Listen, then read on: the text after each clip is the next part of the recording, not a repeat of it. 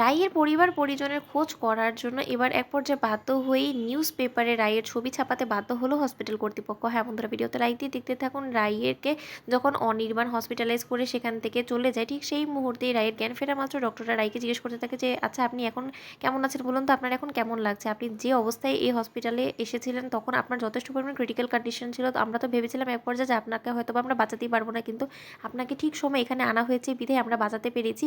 কিন্তু এখন আপনার কন্ডিশন কি সেটা আপনি আমাদেরকে রিভিউ দিবেন। আপনি আমাদেরকে বলুন তো এখন কী অবস্থা আপনার? আপনার এখন কেমন লাগছে? তখন প্রায় বলতে থাকে যে আমি এখানে কি করে এলাম, আর তার থেকেও বড় কথা আমাকে এখানে কে নিয়ে এসেছে বলুন তো? আমি তো কিছুই মনে করতে পারছি না। আমার মাথাটা তো যন্ত্রণা করছে কেন? আর আমার হাতে ব্যান্ডেজই বা কেন বলুন তো? তখন ডক্টর বলতে থাকে যে ওই যে প্রথমেই বললাম যে আপনাকে ক্ষত বিক্ষত অবস্থায় হসপিটালে আনা হয়েছিল, তখন আপনি এতটাই যন্ত্রণায় কাতরাচ্ছিলেন যে আপনার হয়তোবা কোনো কিছু মনে না থাকাটাই স্বাভাবিক। তখন ডক্টররা বলতে থাকে যে যত সময় গড়াবে তত আপনি রিকভার করবেন, আর একটু একটু করে দেখবেন আপনার ঠিক সব কিছু মনে পড়ে যাবে। তখন আপনি পুলিশকে আপনার সাথে হওয়া সেদিনকার যে ঘটনাটা ঘটেছিল সেই ভয়াবহ ঘটনার বর্ণনাটা দিয়ে দিন। এখন আপাতত আপনি রেস্ট নিন। অন্যদিকে পুলিশ অফিসাররা এসে রাইকে বলতে থাকে যে আচ্ছা ম্যাডাম, আপনি আমাদেরকে এতটুকু বলুন তো যে আপনার পরিবারে কে কে আছে, বা আপনার পরিবারে এমন কাউকে আপনি আদৌ মনে করতে পারছেন যার সাথে কিনা আমরা কন্ট্যাক্ট করলে আমরা আপনার সম্পর্কে তাদের কাছ থেকে জানতে পারবো? অন্যদিকে রাই বলতে থাকে যে আমার নামটা কি, আমি তো সেটাই বলতে পারছি না, তাহলে আমার পরিবারে কে কে আছে সেটা আমি কী করে বলবো বলুন তো? তখন ডক্টররা অবাক হয়ে তাকিয়ে থাকে রাইয়ের দিকে, বলতে থাকে যে ম্যাডাম, তার মানে কি কোনো মতে আপনি আপনার অতীত জীবন সম্পর্কে সব কিছু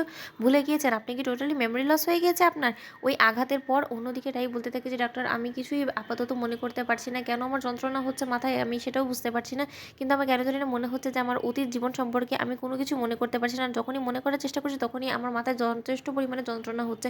অন্যদিকে ডক্টররা পুলিশকে বলতে থাকে যে দেখুন অফিসার, এই মুহূর্তে ওনাকে কোনো কিছু প্রেশারাইজ করে জিজ্ঞেস করাটা একটা বোকামো হবে, কারণ উনি যখন তখন জ্ঞান হারিয়ে ফেলতে পারে যদি উনি মাথায় বেশি প্রেশার দেয়। তার থেকে বরঞ্চ বেটার আপনারা অন্য একটা পথ অবলম্বন করুন।